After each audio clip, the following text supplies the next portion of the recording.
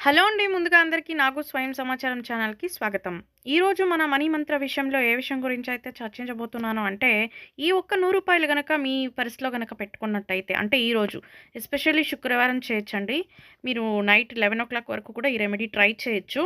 So, ఈరోజు ఈ remedy చేయడం వల్ల మీ దగ్గర డబ్బు ఎప్పుడు నిలుస్తుంది?